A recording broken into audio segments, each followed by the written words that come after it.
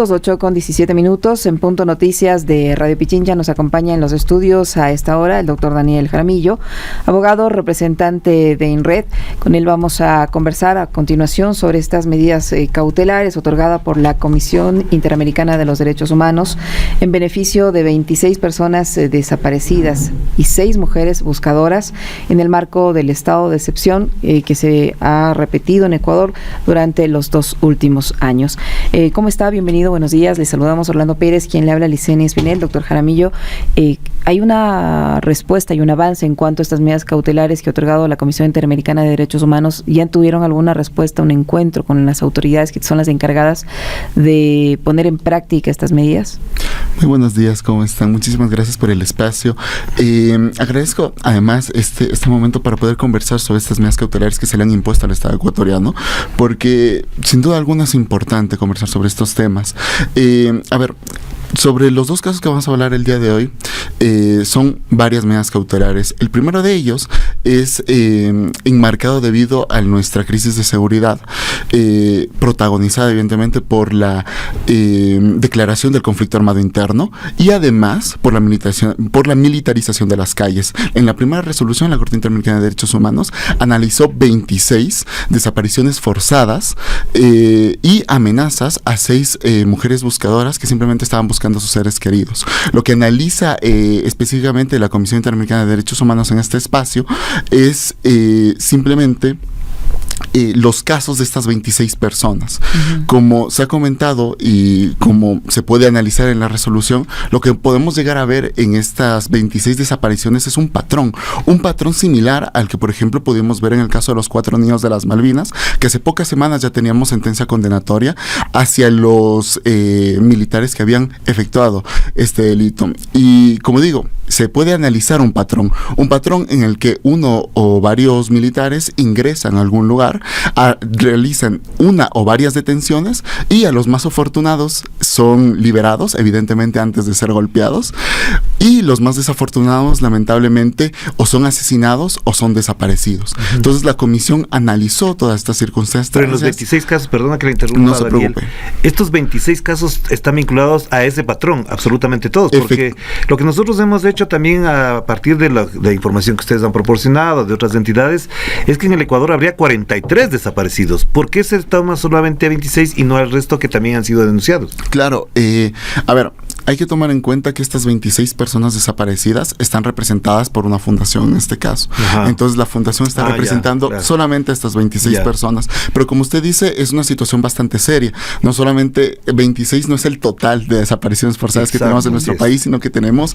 más de 40. Es una situación bastante delicada en derechos humanos y es complicada porque se supone que los agentes del orden deberían protegernos y actualmente nos estamos cuidando precisamente de las Fuerzas Armadas. Claro. Entonces la comisión lo que hace es analizar estos 26 casos que mantienen este patrón. Como les digo, algunos lamentablemente son encontrados muertos y otros hasta el momento no se los halla. Entonces la comisión analiza esta situación y analiza que primero, por ejemplo, Fiscalía, al momento de que las familias van a denunciar, son catalogadas las denuncias como desapariciones involuntarias, que es completamente diferente a una desaparición forzada, principalmente por el sujeto activo del tipo penal. Claro. Ajá. Es un tema muy importante porque yo creo que eso ayuda inclusive a poder determinar el número de desapariciones forzadas, porque evidentemente una desaparición forzada tiene mayor peso en contra del Estado, porque no es una persona cualquiera que acaba de desaparecer una persona, sino es un agente de las Fuerzas Armadas.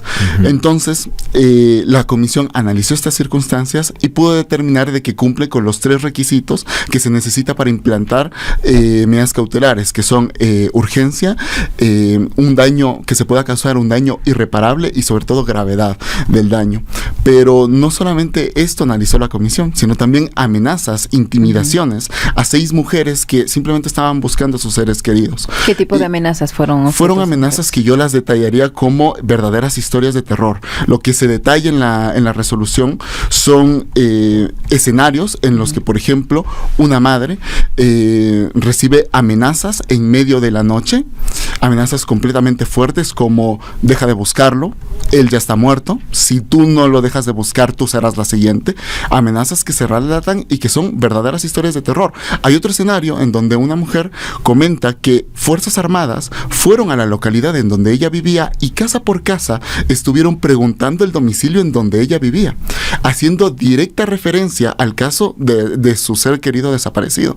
Entonces, son historias que son verdaderas historias de terror y que inclusive podría ser bastante importante que la ciudadanía pueda leer esa resolución, porque es bastante importante hacer conciencia sobre este tema y sobre esta situación que se está dando debido a la militarización de las calles y a la declaración del conflicto armado interno. Pero, doctor Jaramillo, ¿cuál ha sido la participación en estas investigaciones por parte de la Fiscalía? Porque si las madres llegan a instancias internacionales es porque en el marco nacional no obtienen respuesta del paradero de sus seres queridos y que conocen que fueron de cierta manera retenidos por elementos del Estado, de las Fuerzas Armadas. ¿Qué ha hecho la Fiscalía al respecto? Exactamente, justamente ese es el problema con respecto a con respecto a lo que analiza la comisión.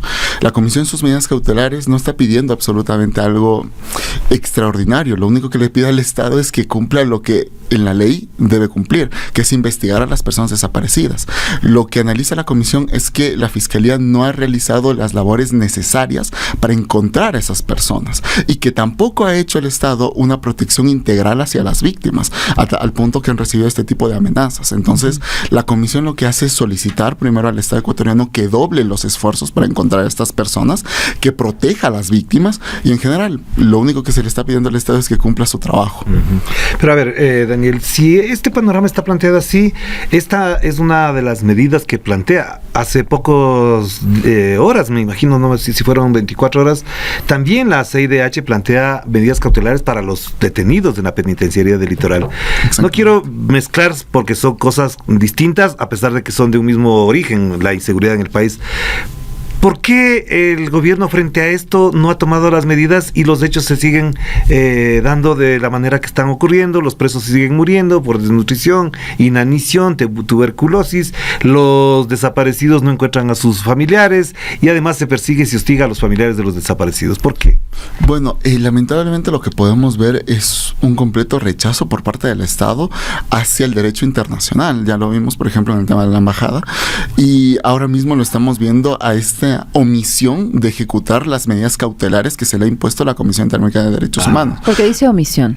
Porque el Estado no está haciendo las cosas que tiene que hacer. O sea, vuelvo a repetir, la Comisión no está solicitándole al Estado ecuatoriano que haga algo que no debe hacer, se le está solicitando que haga el trabajo que supuestamente la Constitución y la ley le obligan a hacer. Entonces, lo que usted comenta es completamente importante. ¿Por qué? Porque a raíz de esta situación de seguridad y a raíz de esta lógica que tiene el gobierno nacional de una militarización extrema de nuestro país, se lleva precisamente a la militarización de las prisiones.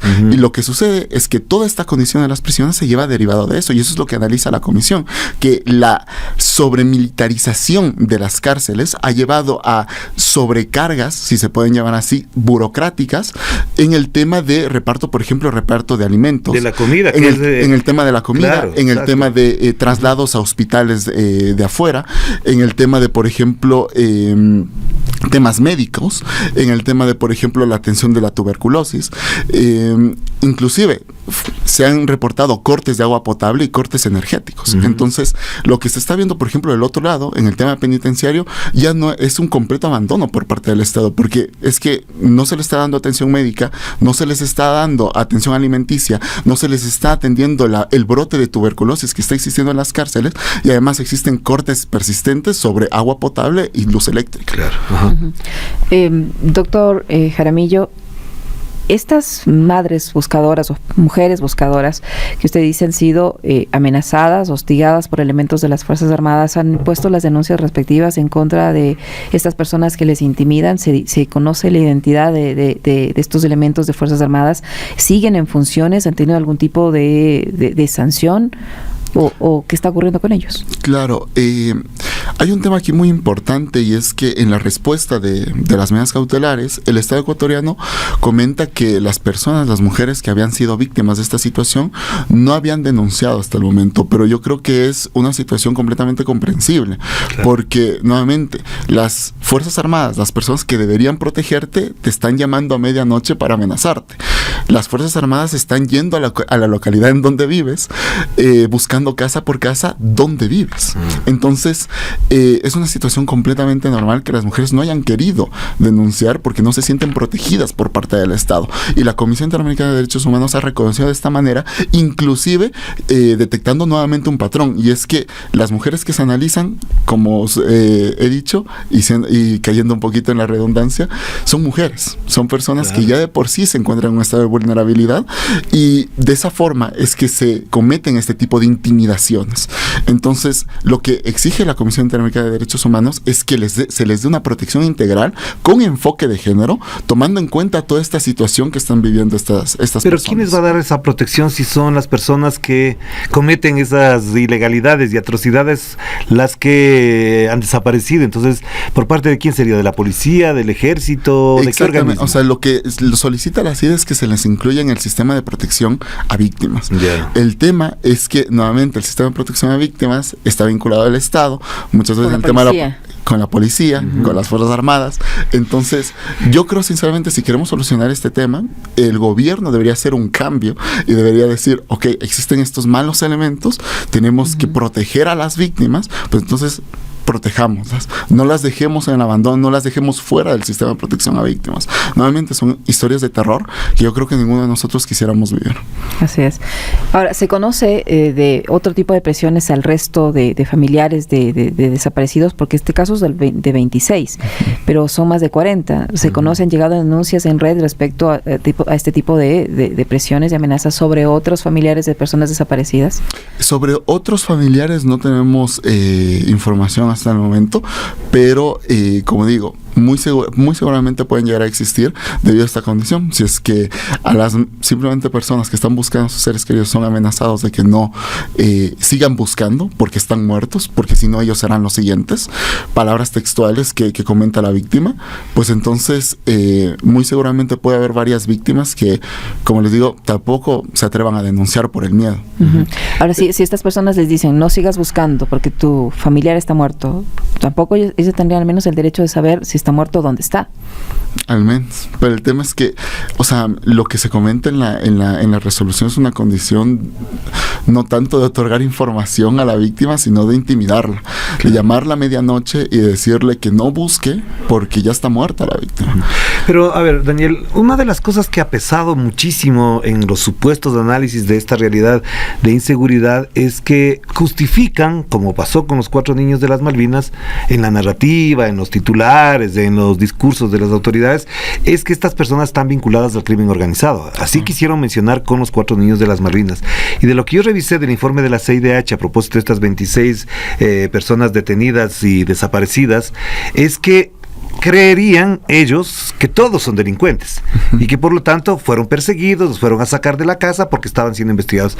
¿Hasta dónde hay efectivamente esta realidad de que las personas desaparecidas tenían algún vínculo con los grupos del crimen organizado? A ver, hay que tener dos cosas súper en cuenta aquí. La primera es que, las personas desaparecidas no tienen que desaparecer, así de sencillo. Porque sean delincuentes, nosotros tenemos que conocer su paradero. Inclusive para obtener justicia, supongamos que estas personas hayan sido vinculados a grupos de delincuencia organizada, lo justo sería que esas personas reciban lo que merecen por medio de la justicia, no por medio de militares que a su voz y a su criterio puedan ejercer tal vez una ejecución extrajudicial inclusive. Entonces, hay que tener eso muy en cuenta, ¿no? Entonces, inclusive si fueran delincuentes, no tienen que desaparecer.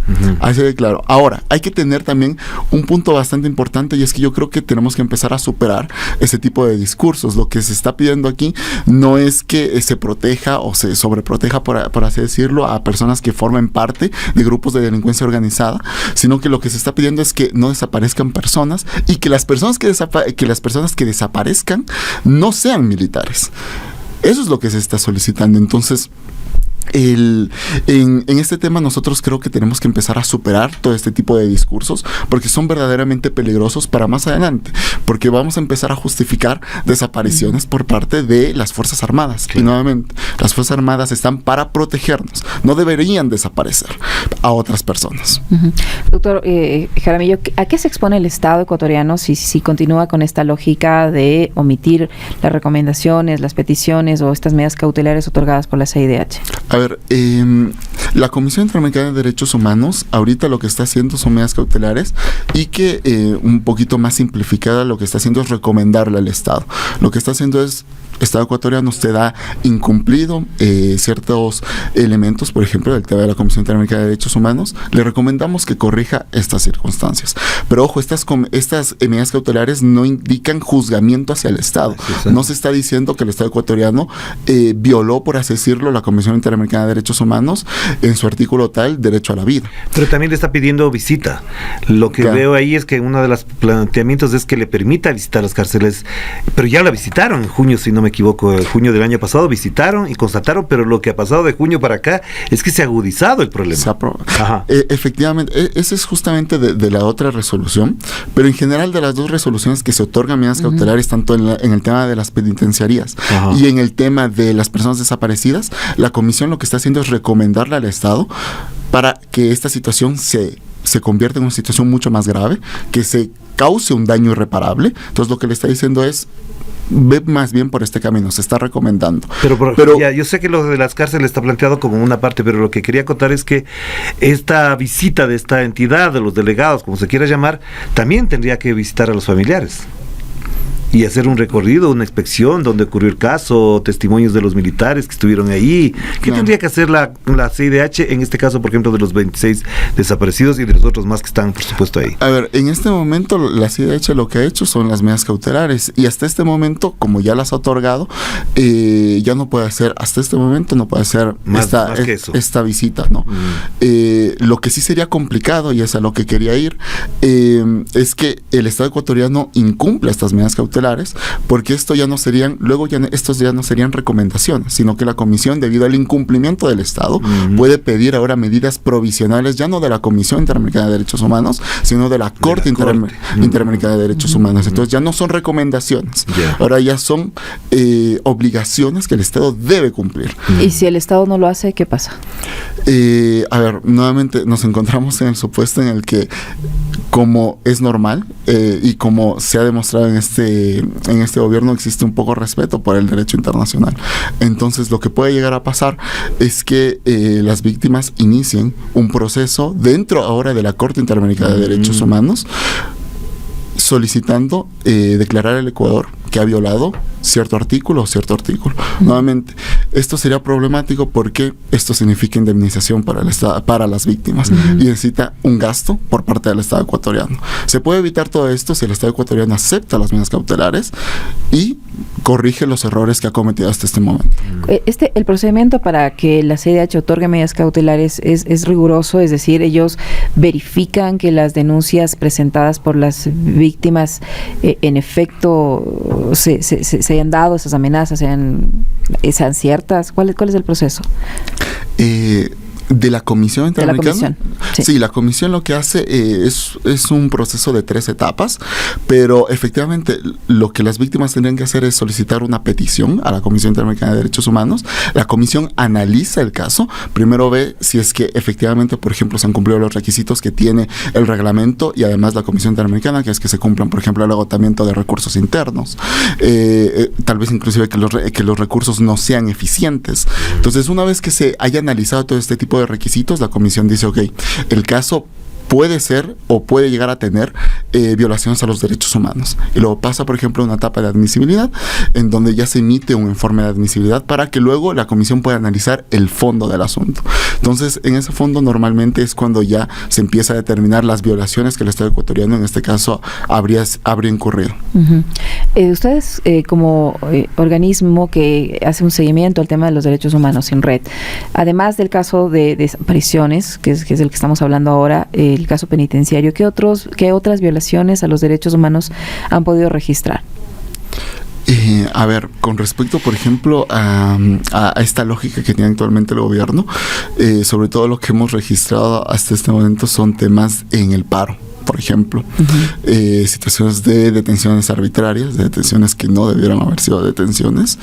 Y nuevamente es con esta lógica de tal vez sobre militarización de las calles, en las que si el militar supone que una persona ha cometido o no ha cometido un delito o un elemento de la fuerza policial, igualmente lo supone, pues simplemente te arrestan, te inician un proceso y, como digo, en el mejor de los casos sales golpeado pero libre, y en el peor de los casos no apareces.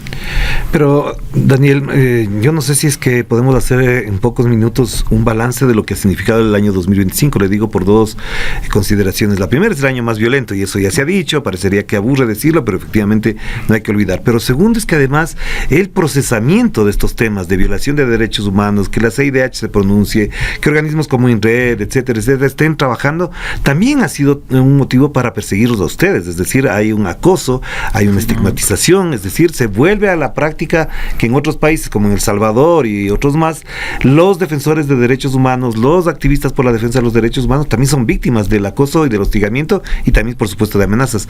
¿Hasta dónde esto, por ejemplo, configura un nuevo escenario en el que, por ejemplo, podría también actuar organismos internacionales, a pesar de que el gobierno en general no les parabola a ellos? Bueno, a ver, yo creo que hay que empezar desde un punto muy sencillo, y es que los ataques vienen desde la narrativa de que, por ejemplo, los defensores de derechos humanos defienden, solamente a delincuentes. Pero vienen desde cuentas oficiales, efectivamente, esa es la narrativa. Desde voceros como la señora Zaida Rovira en su momento, como Reinberg en general. Es que esa es la narrativa que primero es cómoda, evidentemente, porque es mucho más fácil decir, ellos defienden a delincuentes, a decir, el Estado ecuatoriano no está cumpliendo con los protocolos que debería cumplir.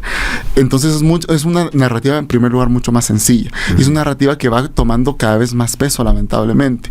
Entonces, esto evidentemente puede acarrear más adelante violaciones a los derechos humanos, porque nuevamente el hecho de ser un activista, de creer en la defensa de los derechos humanos, no es ningún delito, no es razón de persecución, y esto nuevamente ha causado a que, por ejemplo, defensores de derechos humanos sean arrestados o sean golpeados de diferentes maneras. Y nuevamente pueden ser acarreados a análisis de la Comisión Interamericana de Derechos Humanos o inclusive de la Corte, dependiendo de la gravedad del caso, inclusive de la omisión del Estado.